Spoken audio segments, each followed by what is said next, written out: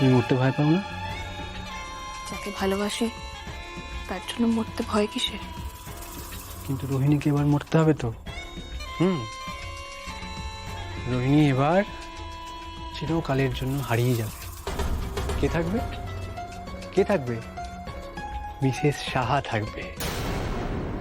Police রোহিণীকে খুঁজবে, হন্যে হয়ে খুঁজবে, কিন্তু পাবে না, কারণ রোহিণী নিজের নাম পরিচয় সব বদলে ফেলবে।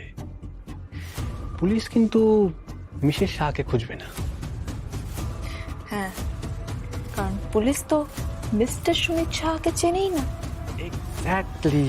পুলিশ তো এটা ধারণাও করতে পারছে না যে সেও এই কেসে ইনভলভড।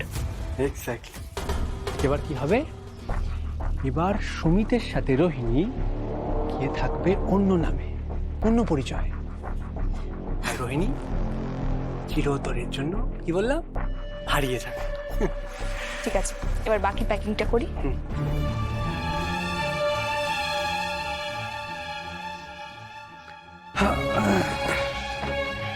এতক্ষণে কালকে আমরা কলকাতা পেরিয়ে, কলকাতা কেন, পশ্চিমবঙ্গ পেরিয়ে অনেক দূরে চলে গেছি।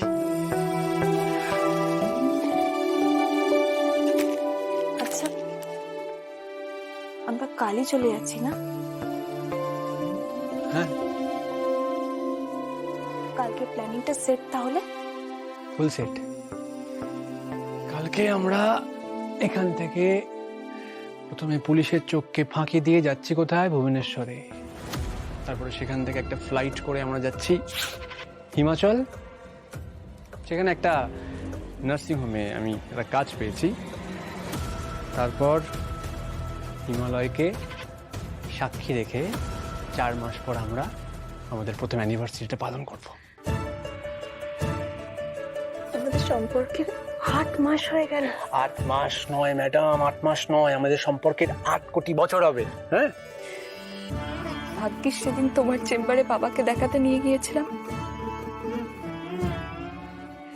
সেদিনের পর যদি বাবাকে নিয়ে তোমার সাথে বারে বারে চ্যাট না করতাম, তোমার সাথে দেখা না হতো, তাহলে হয়তো আজও আমাকে ওই পীযূষের সাথে থাকতে হতো। সব ভুলে যাও, পাস্ট একদম মনে রাখো না। আমি তোমাকে যেদিন প্রথমবার দেখেছিলাম, আমার মনে হয়েছিল যে আমি সারা জীবন ধরে যে মেয়েটা খুঁজছিলাম তুমি। তখন কি আর জানতাম যে তুমি এঙ্গেজড? সুমিত, তুমি আমার জন্য যা যা করেছো